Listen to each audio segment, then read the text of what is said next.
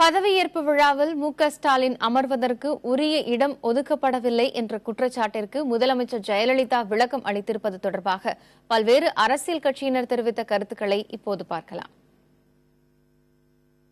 ஸ்டாலினை தனிப்பட்ட ஒரு நபராக கருதக்கூடாது, மாறாக அந்த கட்சியினுடைய பிரதிநிதியாக பார்க்க வேண்டும். அவர்களும் அதிக இடங்களிலே எப்படி அதிமுக வெற்றி பெற்றிருக்கிறதோ அதே போல மிக அதிகமான இடங்களிலே திமுகவும் வெற்றி பெற்றிருக்கிறது. அந்த முறையில் உரிய மதிப்பளித்து முன்வரிசையில் இடமளிக்காது என்பது அது ஒரு குறையே.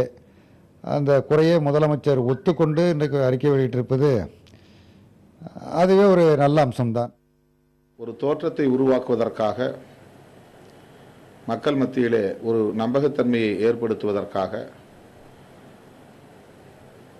இந்த நடவடிக்கைகள் மேற்கொள்ளப்பட்டிருக்குமேயானால் அது வேதனைக்குரியதாக அல்லது கேலிக்குரியதாக மாறும்.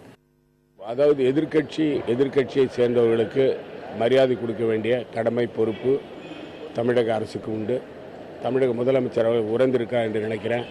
அதற்காகத்தான் அவர் கடிதம் எழுதியிருக்கிறாங்க. கடிதம் எழுதி அதாவது ஸ்டாலின் அவர்களுக்கு உரிய இடம் கொடுக்காததற்கு எனக்கு எந்த கவனத்துக்கு வரவில்லைன்னு சொல்லியிருக்காங்க. இனிமேல் அது நடக்காமல் பார்த்துக்கொள்ள வேண்டும் என்பது என்னுடைய கருத்து. தமிழகத்தினுடைய அரசியல் என்பது வளர்ச்சியை நோக்கிய அரசியலை முன்னெடுக்கக்கூடிய ஒரு நிகழ்வாக மாற வேண்டும். தனிப்பட்ட தாக்குதல், தனிப்பட்ட வன்மம் என்பதை தாண்டி ஒட்டுமொத்த மக்களுக்கான அரசியல் என்பதை பற்றி பேசுவதற்கு இது ஒரு நல்ல வாய்ப்பாக அமைவது என்பது வரவேற்க தகுந்தது. இது தொடர வேண்டும் என்பது எங்களுடைய விருப்பம். வெறும் சட்டமன்ற உறுப்பினர் அல்ல, முன்னாள் துணை முதலமைச்சர் என்பதை கணக்கில் கொள்ள வேண்டும். எனவே அந்த அடிப்படையிலும் அவருக்கு முதல் இருக்கையை அளித்திருக்க வேண்டும். இப்படி சில குறைபாடுகள் வெளிப்படையாக தெரிந்தாலும் முதலமைச்சரின் அறிக்கையை இவை எல்லாவற்றையும் மறந்துவிட்டு வரவேற்கிறோம். இப்படிப்பட்ட ஆரோக்கியமான போக்குகள், ஜனநாயக பண்புகள் வளர வேண்டும்.